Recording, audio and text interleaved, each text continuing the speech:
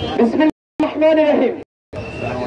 সংগ্রামী বন্ধুগণ, আমরা আজকের এই সমাবেশ করার একটি কারণ হচ্ছে দীর্ঘ 17 বছর ধরে আমরা যে চাঁদাবাজি নৈরাজ্যের শিকার হচ্ছি, প্রত্যেকটা চালক ভাইদের গায়ে হাত তোলা হয় এবং প্রতিনিয়ত আমরা নির্যাতিত।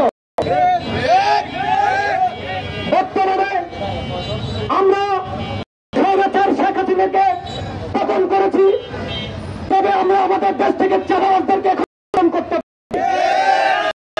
তারা মনে যেহেতু আমাদের গায়ে মাংস কম, আমরা হেরে, তারা আমাদেরকে পাত্তা দেয়।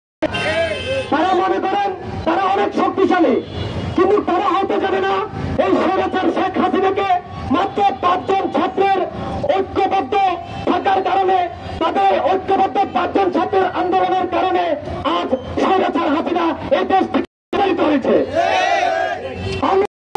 চাঁদাবাজ ভাইদেরকে আমাদের এই বাংলাদেশে কোনো চাঁদাবাজি না, আমরা ঐক্যবদ্ধ আছি, ঐক্যবদ্ধই আমাদের পূর্ণাঙ্গ শক্তি।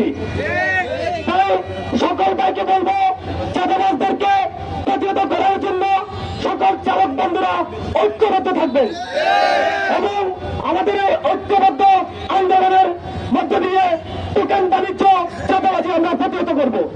ধন্যবাদ সবাইকে।